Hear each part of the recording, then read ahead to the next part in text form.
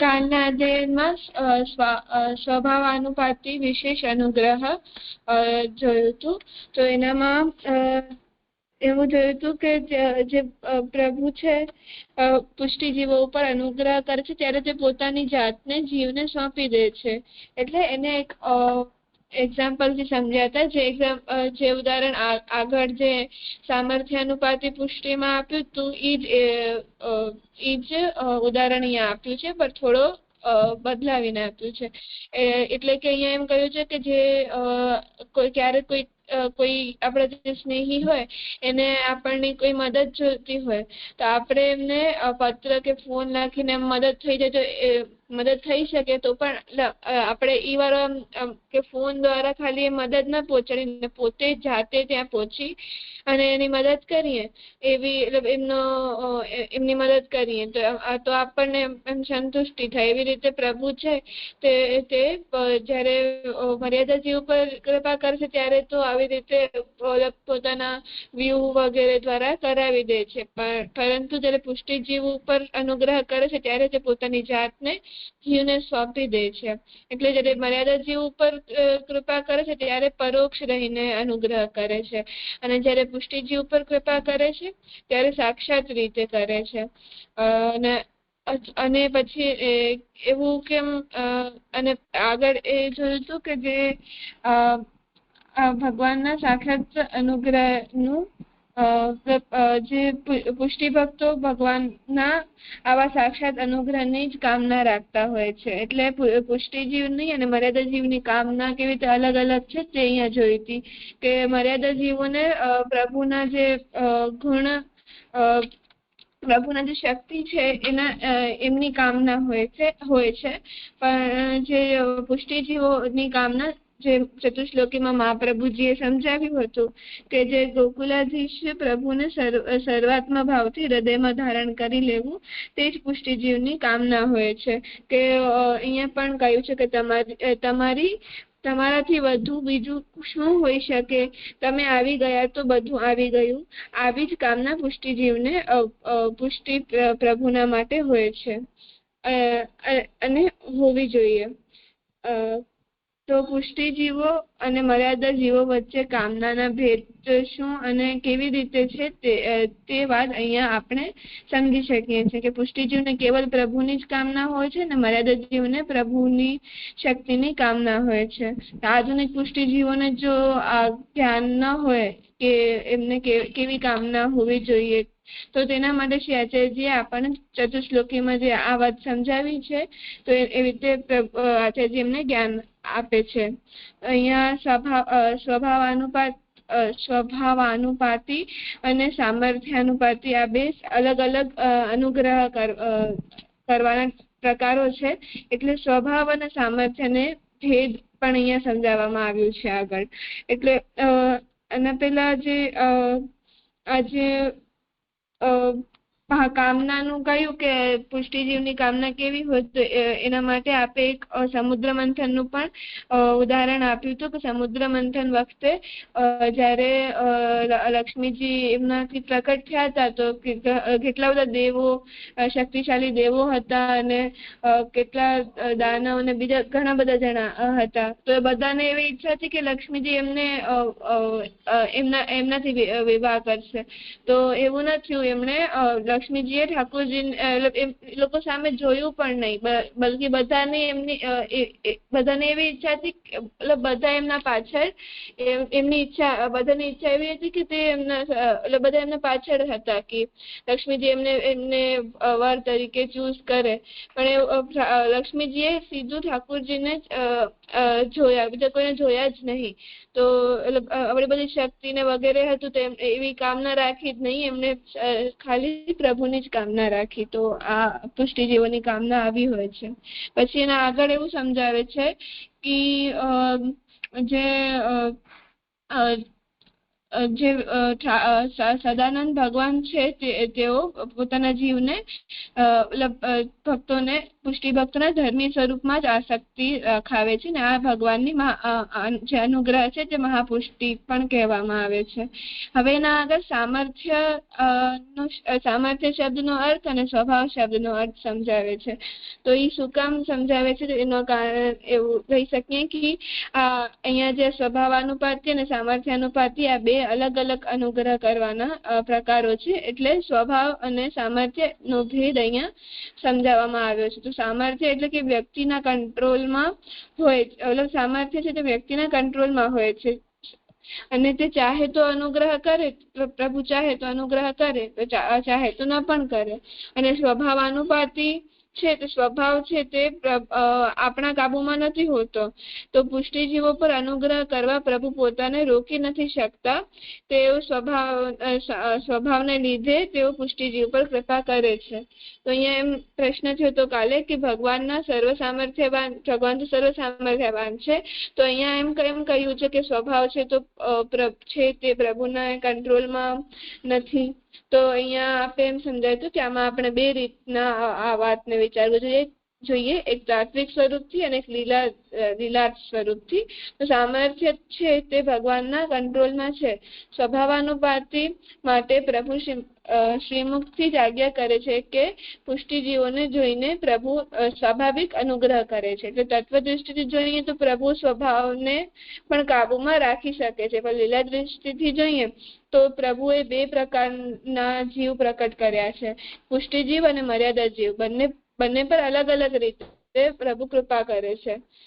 અને અહીંયા ગીતાજીના શ્લોકથી પણ સમજાવ્યું છે ભાવાર્થમાં કે હું પેલા સમોહમ સર્વભૂતેષુ ન મે દ્વેષયોસ્તિ ન પ્રિય. એનામાં એમ સમજાવ્યું છે કે હું પ્રાણી માત્ર માટે સમાન છું, ન કોઈ મારા માટે પ્રિય છે કે ન તો કોઈ મારા માટે અપ્રિય હોઈ શકે. તો આ ભગવાનનું સામર્થ્ય છે, એટલે બધા માટે હું સમાન છું એમ. અને એના આગળની લાઈનમાં એમ સમજાય છે કે એ ભજંતી તું મામ ભક્ત્યા મયી તે તેષુ ચાપ્યહમ, કે પરંતુ જે લોકો મારી પ્રેમપૂર્વક સેવા કરે છે તે ભક્તો મારામાં રહેલા છે અને હું તેઓમાં રહેલો છું. એટલે આ ભગવાનનો સ્વભાવ છે. એટલે જે ભક્તો છે જે એમને પ્રભુને પ્રેમપૂર્વક ભક્તિથી સેવા કરે છે, ભક્તિ કરે છે એમની, તો એમના પર પ્રભુ સ્વાભાવિક જ કૃપા કરે છે પ્રભુ સ્વાભાવિક જ એમના ઉપર. તો આ રીતે સ્વભાવાનુપાતી વિશેષ અનુગ્રહ સંપન્ન થયો હતો એવું મને સમજાયું.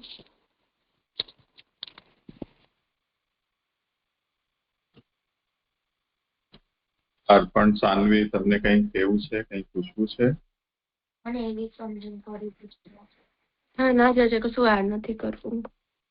હા ઠીક છે, કરો આગળ. ઠીક છે. પુષ્ટિના ભેદથી ભક્તિના ભેદ.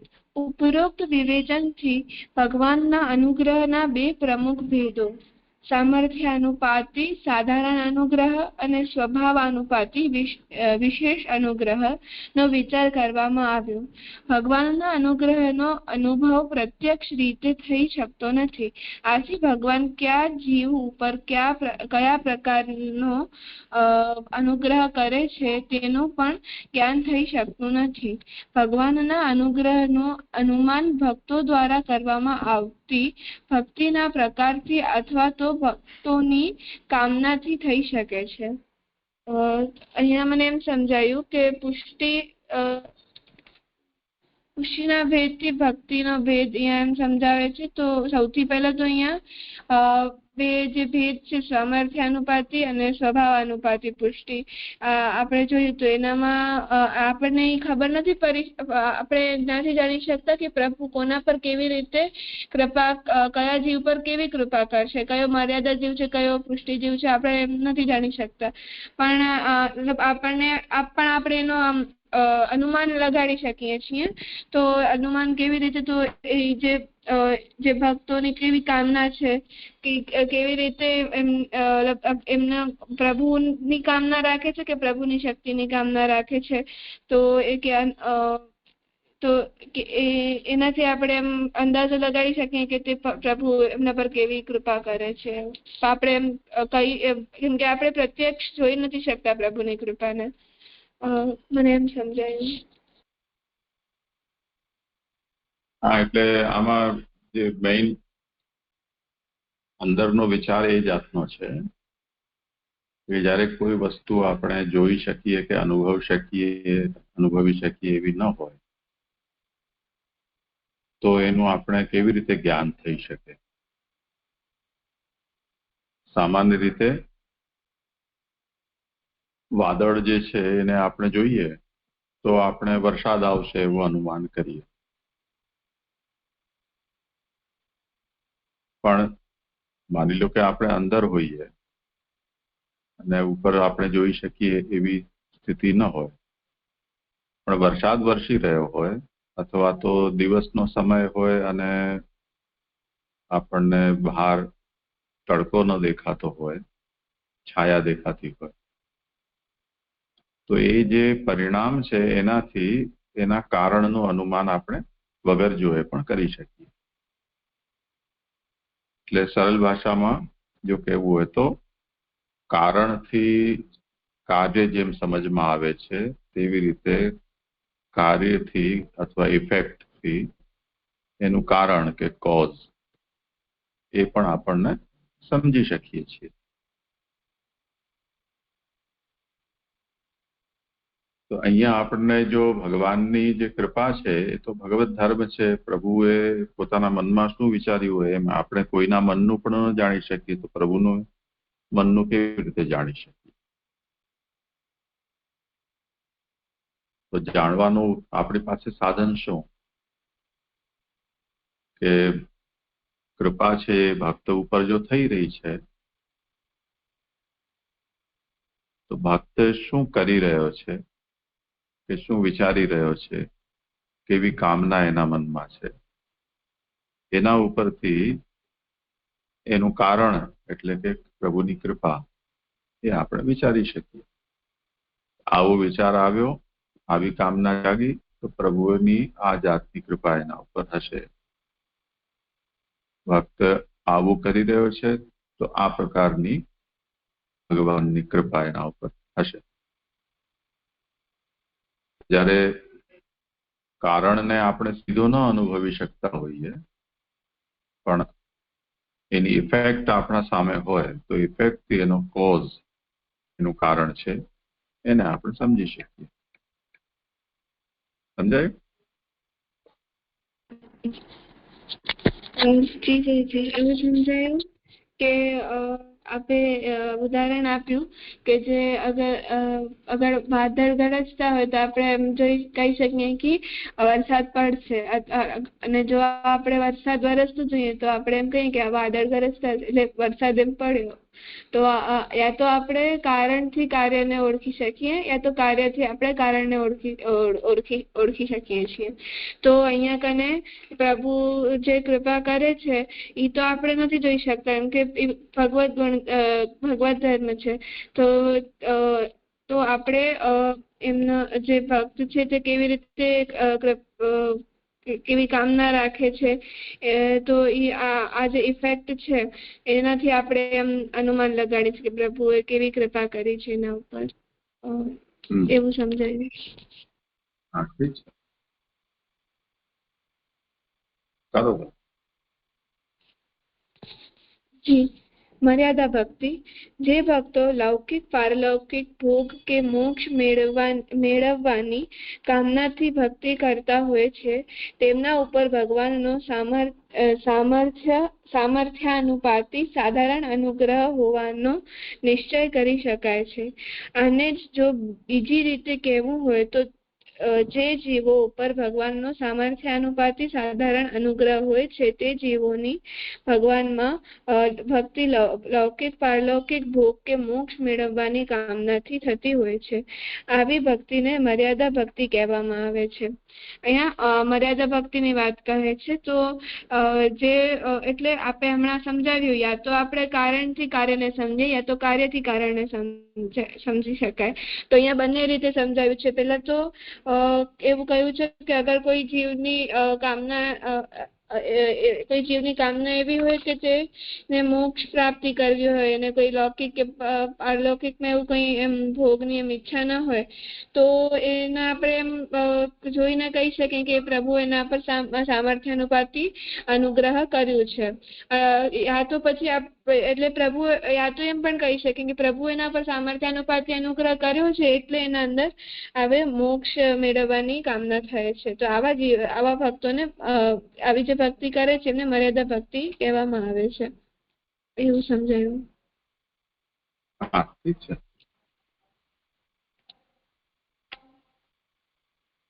પુષ્ટિ ભક્તિ. જે ભક્તો ઉપરોક્ત કામના રાખ્યા વિના ભગવાનના સ્વરૂપાનંદને મેળવવાની કામનાથી ભક્તિ કરતા હોય છે તેમના ઉપર ભગવાનના સ્વભાવાનુપાતી વિશેષ અનુગ્રહ હોવાનો નિશ્ચય થાય છે. અને જો બીજા શબ્દોમાં કહેવામાં આવે તો જે જીવો ઉપર ભગવાનનો સ્વભાવાનુપાતી વિશેષ અનુગ્રહ હોય છે તે જીવોને ભગવાનમાં ભક્તિ ભગવાનના સ્વરૂપાનંદને મેળવવાની કામનાથી થતી હોય છે. આવી ભક્તિને પુષ્ટિ ભક્તિ કહેવામાં આવે છે.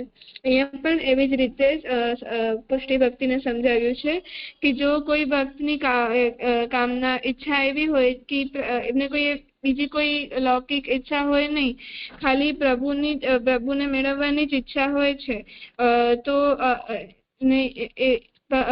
એવી ઈચ્છા હોય છે ને તેનાથી જે લોકો ભક્તિ કરે છે તો આપણે એમ કહી શકીએ કે ભગવાને એમના પર સ્વભાવાનુપાતી અનુગ્રહ કર્યો છે.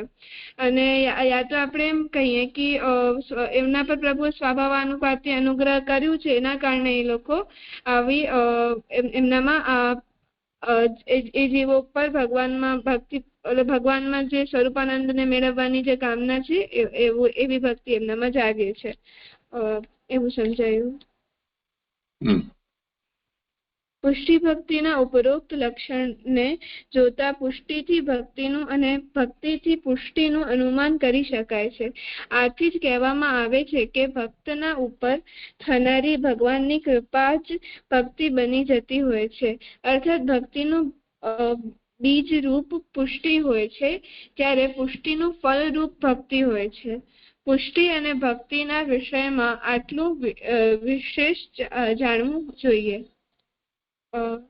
મને એમ સમજાયું કે જે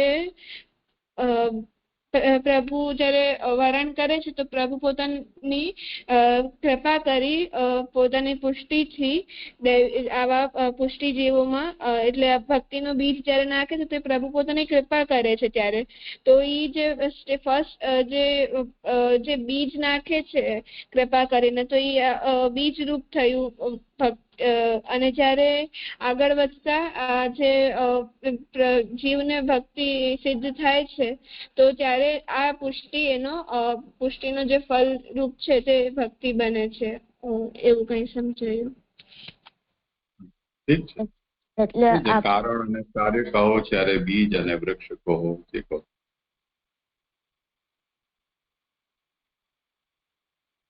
હા, કઈ બોલતો હતો અર્પણ? હા છે. તો આપણે અહીંયા મને ખાલી એવું કેવું હતું કે અહીંયા જે બે પ્રકારના ભક્તિ સમજાવીએ, મર્યાદા ભક્તિ અને પુષ્ટિ ભક્તિ, તો એ બંનેમાં જે મેઇન ડિફરન્સ આપણે જે કાઢી શકીએ છીએ તો મેઇન ડિફરન્સ એ છે કે જે મર્યાદા ભક્તો જે છે એમને જે મોક્ષ જે છે લૌકિક કે પારલૌકિક એ મોક્ષની કામના હોય છે અને એ કામનાના લીધે ભગવાનની ભક્તિ કરે છે. અને જ્યારે પુષ્ટિ ભક્તિ જે છે એમાં એમને કશી કામના છે જ નહીં, એમને મોક્ષની કામના નથી, ખાલી ભગવાન પોતે જ જોઈએ છે. તો એના લીધે ભગવાનની ભક્તિ કરે છે, એમને ભગવાન જ જોઈએ છે. ખાલી મને એવું કેવું છે.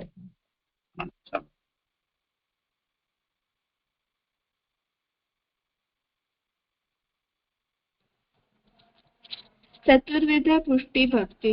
પુષ્ટિ ભક્તિના 4 પ્રકારોનું વર્ણન મહાપ્રભુ શ્રી વલ્લભાચાર્યે શ્રી પુષ્ટિ પ્રવાહ મર્યાદા ભેદ ગ્રંથમાં કર્યું છે. પુષ્ટિ ભક્તિ, મર્યાદા પુષ્ટિ ભક્તિ, પ્રવાહ પુષ્ટિ ભક્તિ અને શુદ્ધ પુષ્ટિ ભક્તિ. પહેલો પુષ્ટિ ભક્તિ. ભગવાનની લીલા પરિકર એટલે કે વ્રજ ભક્તો વગેરે, લીલાના સ્થળ ગોકુળ વૃંદાવન વગેરે, જગત જીવ વગેરે બાબતોનું વાસ્તવિક જ્ઞાન તથા પ્રભુમાં સુદૃઢ સર્વથી અધિક પ્રેમપૂર્વક કરવામાં આવતી પ્રભુ સેવાને પુષ્ટિ ભક્તિ કહેવામાં આવે છે. એટલે અહીંયા પુષ્ટિ ભક્તિ શું હોય તે સમજાવ્યું છે. એટલે મહાપ્રભુજીએ પુષ્ટિ પ્રવાહ મર્યાદા ભેદ ગ્રંથમાં 4 ભક્તિ સમજાવી છે. તો અહીંયા સૌથી પહેલા પુષ્ટિ ભક્તિ શું છે એટલે તો અહીંયા વાત સમજાય છે કે ભગવાનની લીલાના વ્રજ ભક્તો વગેરે કે જે લીલાના સ્થાન છે ગોકુળ વૃંદાવન, પછી આ બધાને એકદમ એના મહાત્મા જ્ઞાન સાથે અને સુદૃઢ સર્વતોધિક સ્નેહપૂર્વક એમની સ્નેહથી જે પ્રભુની સેવા કરે છે તો એને પુષ્ટિ ભક્તિ કહેવામાં આવ્યું છે. પછી મર્યાદા પુષ્ટિ ભક્તિ એ ભગવાન શ્રી કૃષ્ણના અલૌકિક ગુણોના પ્રેમપૂર્વક શ્રવણ સ્મરણ કીર્તન દ્વારા કરવામાં આવતી ભક્તિને મર્યાદા પુષ્ટિ ભક્તિ કહેવામાં આવે છે. તો પ્રભુના જે અલૌકિક ગુણધર્મોને અલૌકિક જે ગુણ છે, જે શક્તિ છે પ્રભુની, એમનું શ્રવણ સ્મરણ કીર્તન જે લોકો કરે છે તે મર્યાદા પુષ્ટિ ભક્તિ કહેવાય છે. પછી ત્રીજું પ્રવાહ પુષ્ટિ ભક્તિ. તો પ્રભુમાં સ્નેહ તથા મહાત્મ્ય જ્ઞાન વિના માત્ર કર્તવ્ય પાલનના રૂપે કરવામાં આવતા પ્રભુના સેવા સ્મરણને પ્રવાહ પુષ્ટિ ભક્તિ કહેવામાં આવે છે. તો પ્રવાહ પુષ્ટિ ભક્તિમાં કોઈ આપણે પ્રભુમાં નથી રાખતા તેઓ અને મહાત્મ્ય જ્ઞાન પણ એમને નથી હોતું, બસ કર્તવ્ય પાલન કે આ કરવું છે એ પાલન, એના કારણે તેઓ પ્રભુનો સેવા કરે છે, સ્મરણ કરે છે, તો એમને પ્રવાહ પુષ્ટિ ભક્તિ કહેવામાં આવ્યું છે. અને ચોથું શુદ્ધ પુષ્ટિ ભક્તિ. ભગવાન સાક્ષાત પ્રકટ થઈને અથવા તો બીજા કોઈ પ્રકારે જ્યારે કોઈ પુષ્ટિ જીવને સ્નેહ ભક્તિનું દાન કરે છે ત્યારે તે જીવ આપોઆપ જ પ્રભુમાં સુદૃઢ સર્વથી અધિક સ્નેહવાળો થઈને વ્રજભક્તોની માફક પ્રભુના સેવા સ્મરણાદિ કરવા લાગી જતો હોય છે. આથી પ્રભુમાં સ્નેહની ઉત્પત્તિ થયા બાદ સહજ ભાવથી આપમેળે થનારા પ્રભુના સેવા સ્મરણાદિને શુદ્ધ પુષ્ટિ ભક્તિ કહેવામાં આવ્યું છે. તો શુદ્ધ પુષ્ટિ ભક્તિ એટલે કે જે લોકો પર પ્રભુ એમના પર પ્રભુ કૃપા કરી ને પોતે જે સ્નેહનું દાન, સ્નેહ ભક્તિનું દાન કરે છે એમને, અને એના કારણે એમનામાં આ ભાવ એટલે પ્રભુની સેવા કરે છે. એટલે કે એ લોકોને કોઈ મહાત્મા જ્ઞાન પ્રભુના હોતું નથી, પણ પ્રભુ જેમ વ્રજભક્તોને કઈ જ્ઞાન નતું પ્રભુનું, પણ પ્રભુ એમના વચ્ચે પધાર્યા અને એના કારણે એમને પ્રભુમાં એટલો સ્નેહ થયો. તો એવી રીતે આવા વ્રજભક્તોની જેમના પર પ્રભુ કૃપા કરે છે અને એવા જીવોને શુદ્ધ જીવો પર જે કૃપા કરે છે એ શુદ્ધ પુષ્ટિ ભક્તિ કહેવામાં આવી છે. તો પુષ્ટિ ભક્તિના ઉપરોક્ત 4 પ્રકારોની બાબતના 2 વિચારધારા ચાલી આવી છે. એ પછી લઈએ અર્પણ કંઈ કહેવું છે? એટલે અહીંયા 4 પ્રકારના પુષ્ટિ ભક્તિ બતાવી.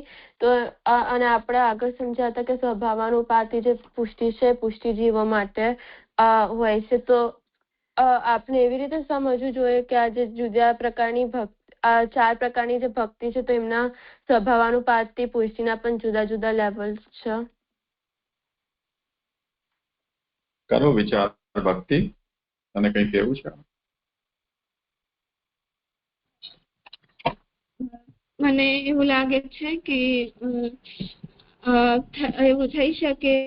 એટલે અહીંયા મને પુષ્ટિ ભક્તિ ને શુદ્ધ પુષ્ટિ ભક્તિમાં તો સ્વભાવાનુપાતિનું સમજાયું આપણે લઈ શકીએ, પણ મર્યાદા પુષ્ટિ ભક્તિ અને પ્રવાહ પુષ્ટિ ભક્તિમાં સ્વભાવાનુપાતિ અનુગ્રહ લઈ શકીએ કે નહીં, મને એ વાત નથી સમજાય, મતલબ એમ ખબર નથી. જુઓ આગળનો વાંચી લો, એમાં આ વિષયનું સમાધાન કદાચ થઈ જાય.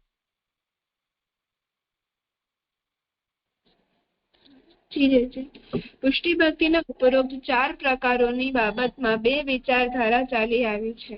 પેલી, પુષ્ટિ જીવો 4 પ્રકારના સ્વભાવ કે યોગ્યતા વાળા હોય છે. સાધારણ, મધ્યમ, ઉત્તમ અને અત્યુત્તમ. આથી જે પુષ્ટિ ભક્તનો જેવો સ્વભાવ કે જેવી યોગ્યતા હોય છે તે અનુસાર ભગવાન તેને પુષ્ટિ ભક્તિનું દાન કરતા હોય છે. જેમ કે સાધારણ પુષ્ટિ જીવને પ્રવાહ પુષ્ટિ ભક્તિ, મધ્યમ પુષ્ટિ જીવને મર્યાદા પુષ્ટિ ભક્તિ, ઉત્તમ પુષ્ટિ જીવને પુષ્ટિ ભક્તિ, ત્યારે ઉત્તમોત્તમ પુષ્ટિ ભક્તને શુદ્ધ પુષ્ટિ ભક્તિનું દાન ભગવાન કરતા હોય છે. ભક્તિમાં રહેલી વિભિન્નતાને કારણે ભક્તિમાં પ્રાપ્ત થતા ફળમાં પણ થોડી ભિન્નતા આવતી હોય છે. અહીં પરંતુ એક વાત સ્મરણ રહે કે કોઈ પણ સ્થિતિમાં પુષ્ટિ જીવને પ્રાપ્ત થતું ફળ મર્યાદા માર્ગીય ફળ કરતા તો શ્રેષ્ઠ જ હોય છે. અહીંયા મને એમ સમજાયું કે અહીંયા પુષ્ટિ ભક્તિના જે 4 પ્રકાર બતાવ્યા એમાં 2 વિચારો હોય છે. પહેલો વિચાર એમ છે કે જે પુષ્ટિ જીવો 4 પ્રકારના સ્વભાવ હોય છે એમનામાં, એક સાધારણ, એક મધ્યમ, ઉત્તમ અને અતિ ઉત્તમ. તો જે સાધારણ છે, સાધારણ જેમનો સ્વભાવ છે એમના માટે અહીંયા પ્રવાહ પુષ્ટિ ભક્તિ કહેવું છે. મધ્યમ માટે મર્યાદા પુષ્ટિ ભક્તિ, ઉત્તમ જીવ માટે પુષ્ટિ ભક્તિ અને જે ઉત્તમોત્તમ છે તેમના માટે શુદ્ધ પુષ્ટિ ભક્તિ નું દાન ભગવાન કરે છે. તો આમાં થોડી ભિન્નતા બધામાં થોડી છે. તો એટલે એમના જે ફળ જે મળશે એનામાં બી થોડું ભિન્નતા આવી જાય છે. પણ ભિન્નતા છે તો એનો મતલબ એટલી પણ એવું ના સમજવું જોઈએ કે એમને સાવ મર્યાદા જીવને જેવું ફળ મળે, મર્યાદા માર્ગીય ફળ એવું મળશે એવું નથી. એમને મર્યાદા માર્ગીય કરતા તો શ્રેષ્ઠ ફળ જ એમને મળશે, એવું સમજાયું. લઈ લે આગળનું. બીજું, પુષ્ટિ જીવો તો બધા એક સરખા જ હોય છે, અવસ્થા કે કક્ષા, પરંતુ તેઓની ભિન્ન હોય છે. આથી જે પુષ્ટિ જીવ જ્યારે કે અવસ્થા કક્ષામાં હોય તે અનુસાર ભગવાન તેને પ્રવાહ આદિ પુષ્ટિ ભક્તિનું દાન કરતા હોય છે. આ વિચારધારાના અનુસાર પ્રવાહ પુષ્ટિ ભક્તિ, મર્યાદા પુષ્ટિ ભક્તિ અને પુષ્ટિ ભક્તિ એ પુષ્ટિ ભક્તિના ઉત્તરોત્તર ઉપર ચડતા પગથિયા છે.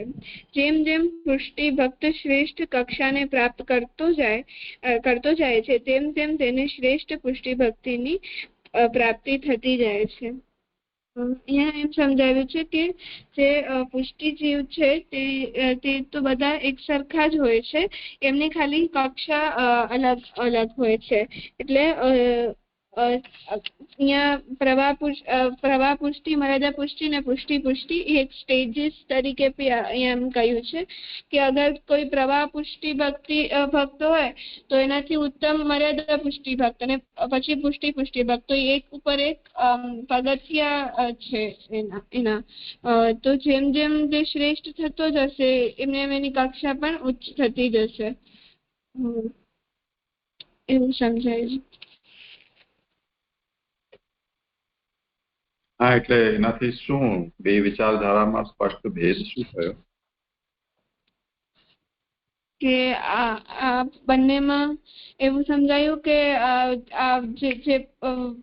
જે પુષ્ટિ ભક્તિ છે તેને આપણને એનો જે પણ ફળ મળશે તે મર્યાદા માર્ગીય ફળથી તો શ્રેષ્ઠ જ હશે. પછી એને જે અહીંયા પ્રવાહ પુષ્ટિ ભક્તિ કે મર્યાદા પુષ્ટિ ભક્તિ, પુષ્ટિ ભક્તિ, તો એને આપણને એમ ભિન્નતા છે એના અંદર, તો એ તો પણ એને આપણે એટલું પણ અલગ અલગ ના માની લેવું જોઈએ કે એ સાવ કે એનું ફલ જ અલગ અલગ આપણે માની લઈએ, પણ એવું નથી હોતું. એ એક પછી એક ચડતી એમ સ્ટેજીસ છે, એક ઉપર એક ચડતી, કે સૌથી પહેલા અગર કોઈ સાધારણ અહીંયા કહ્યું ને સ્વભાવની યોગ્યતા, તો સૌથી પહેલા અગર સાધારણ છે કોઈ જીવ તો તેના અંદર પ્રવાહ પુષ્ટિ ભક્તિ હશે, પછી જરાકી મધ્યમ પર જશે તો એના અંદર મર્યાદા પુષ્ટિ ભક્તિ હશે, પછી થોડું ઉત્તમ થશે તો એના અંદર પુષ્ટિ ભક્તિ આવશે. એ રીતે જેમ જેમ તેની યોગ્યતા વધતી જશે એમ જેમ તેને શ્રેષ્ઠ પુષ્ટિ ભક્તિ પ્રાપ્ત થશે. તો સાનવીનો જે પ્રશ્ન હતો એ મને આમાં લાગ્યું કે આ બરાબર છે કે એક ઉપર એક ચડતી અનુગ્રહ થઈ શકે એમ. જોઈએ આગળ વાંચ જોઈ લો. મૂળ વસ્તુ એ છે કે જેવી રીતે પ્રવાહી, મર્યાદા અને પુષ્ટિ આ જીવના 3 જુદા જુદા વર્ણ છે અને એ વર્ણમાં કોઈ એકબીજામાં પરિવર્તન નથી સંભવ. તેવી રીતે પુષ્ટિ ભક્તિ કે પુષ્ટિ જીવના જે પ્રકારો છે એ પ્રકારો પણ ફિક્સ છે. એટલે પુષ્ટિ જીવ, પ્રવાહ પુષ્ટિ જીવ, મર્યાદા પુષ્ટિ જીવ, શુદ્ધ પુષ્ટિ જીવ, આ બધા પણ ફિક્સ એમના વર્ણ છે અને તે અનુસાર એમની ભક્તિ પણ ફિક્સ હોય છે. એટલે એ ભક્તિનો નેચર જેવી રીતે ફિક્સ છે એવી રીતે એનાથી મળતું ફલ પણ ફિક્સ છે. આવો એક મત છે. એક સંભાવના એવી છે કે આમને આ પુષ્ટિ ભક્તિના જે પ્રકારો છે એને તમે ફિક્સ ન કરો અથવા ન માનો, પણ આરંભમાં આને અવસ્થા માનો અથવા સ્ટેજીસ એને સમજો. એટલે જ્યારે આપણે સ્નેહ અને મહાત્મ્ય જ્ઞાન વિના કેવલ ક્રિયાત્મક સેવા આદિ કાર્ય કરતા હોઈએ તો એ પ્રવાહ પુષ્ટિ અવસ્થા છે. પછી જ્યારે જ્ઞાન થાય તો મર્યાદા પુષ્ટિ અવસ્થા થાય. તે પછી સ્નેહ પણ થઈ જાય તો સ્નેહ જ્ઞાન પૂર્વક જ્યારે આપણે ભક્તિ કરીએ છીએ તો એ પુષ્ટિ કક્ષા થઈ, એ અવસ્થા થઈ, એવું એમને માનવું. આ એક બીજી પોસિબિલિટી છે.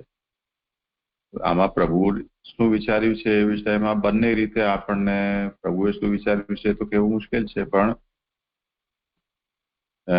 જે ઉદાહરણ પ્રાપ્ત થાય છે એમાં આપણને આ બંને પ્રકારના ઉદાહરણો મળી જતા હોય છે. એક ઉદાહરણ એવું છે કે જેમાં આપણે આપણું પોતાનું જ સમજીએ તો આરંભમાં ક્રિયાત્મક પ્રવૃત્તિ હોય, તેના પછી થોડી સમજ થાય, તે પછી સ્નેહ પણ થાય. આવું તો લગભગ બધી જગ્યાએ હોય છે. દરેક ભક્તિ માર્ગી છે એના જીવનમાં આપણને આવું જોવા મળે છે. અને કેટલાક એવા પણ જોવા મળે છે કે કદાચ થોડી ઘણી ક્રિયાત્મકતા તો બધાની અંદર બેસિક છે જ, પણ કેટલાકમાં ધ્યાન પ્રભુનું કે સ્નેહ તે પ્રમાણેનો ડેવલપ થતો જ નથી અને ક્રિયાત્મકતામાં જ એમનું જીવન સમાપ્ત થઈ જાય છે. તો તે સ્થિતિમાં આપણને એમ થાય કે ક્યાંક એવું તો નહીં હોય કે પ્રવાહ પુષ્ટિ જીવ તરીકે જ કોઈનું વર્ણન કરેલું હોય અને એને ભગવાન છેલ્લે સુધી એક જ પ્રકારની સ્વભાવમાં રાખે છે. એનું પ્રમોશન મર્યાદા પુષ્ટિ કે પુષ્ટિમાં થતું જ નથી. તો આ બે મુખ્ય આમાં વિચારધારા છે. પણ હવે જે મૂળ વિચાર પ્રશ્ન હતો એના સંદર્ભમાં છેલ્લો પેરેગ્રાફ જોઈ લો, એમાં ખુલાસો થઈ જશે. જી અહીં પરંતુ ધ્યાનમાં લેવા યોગ્ય વાત એ છે કે કોઈ જીવનું વરણ એટલે કે પસંદગી ભગવાને જો પુષ્ટિ જીવ તરીકે કર્યું હશે તો પ્રવાહ પુષ્ટિ ભક્તિની કક્ષામાં હોવા છતાં તેની કામના તો પ્રભુના સ્વરૂપાનંદની જ રહેવાની. લૌકિક પારલૌકિક ક્ષુદ્ર ફળો કે મોક્ષ મેળવવાની કામના પ્રવાહ પુષ્ટિ ભક્તોમાં પણ હોઈ શકતી નથી. અહીં એક સ્પષ્ટતા કરવી જરૂરી જણાય છે અને તે એ કે પુષ્ટિ જીવોની સૃષ્ટિ પણ ભગવાને અન્ય મર્યાદા પ્રવાહી કે ચર્ષણી જીવોની સાથે જ કરી છે. પુષ્ટિ જીવોએ અન્ય જીવોની સાથે એક જ જગતમાં રહેવાનું છે. આવી સ્થિતિમાં પાપ કર્મ, તજન્ય સંસ્કાર, દુસ્સંગ, તામસાદી વૃત્તિ વગેરે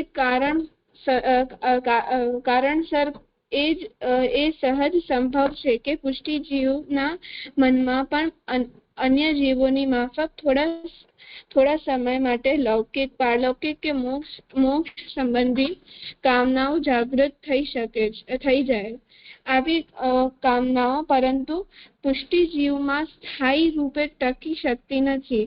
તે તાત્કાલિક જ હોય છે. અહીંયા મને એમ સમજાયું કે જે પ્રવાહ પુષ્ટિ ભક્તિ છે એટલે પ્રભુએ જેમનો વરણ પુષ્ટિ જીવ તરીકે કર્યું છે અને હમણાં એક જે જીવ છે અગર જો એ પ્રવાહ પુષ્ટિ ભક્તિ છે તો એની કક્ષામાં છે તો તે જીવની જે કામના હશે તે તો પ્રભુ સ્વરૂપાનંદની જ હશે. પ્રભુને મેળવવાની કામના જ એમની હશે. સ્વરૂપાનંદને મેળવવાની કામના જ હશે. એમને કોઈ લૌકિક કે પારલૌકિક કોઈ બીજી કામના હશે નહીં. અને જો એમને એવી કામના હશે તો એમાં એમ કહ્યું છે કે તે લોકો જે પુષ્ટિ જીવો છે એ લોકો આ જગતમાં જે બીજા મર્યાદા પ્રવાહી જીવો, ચર્ષણી જીવો સાથે જ રહીએ છે. તો એ સંઘના કારણે, એક જ સાથે રહેવાના કારણે એમનામાં એવો આવેશ આવી જતો હોય, પણ એ આવેશ થોડા સમય માટે હોય છે. તો એ સ્થાયી રીતે હંમેશા માટે એવું ટકીને નહીં રહી જાય કે તે લોકો પ્રવાહી હંમેશા માટે જીવ કે હંમેશા માટે મર્યાદા જીવ કે એવા નહીં બની જાય. એમ થોડા સમય ટેમ્પરરી પીરિયડ સુધી એમનામાં એવો આવેશ આવશે. પણ બાકી અગર જો તે જીવનો પ્રભુએ પુષ્ટિ તરીકે વર્ણન કર્યું છે તો તે જીવને આવી કોઈ તે જીવની જે કામના હશે તે પ્રભુને મેળવવાની કામના જ હશે. મોક્ષ વગેરે કામના નહીં હોય.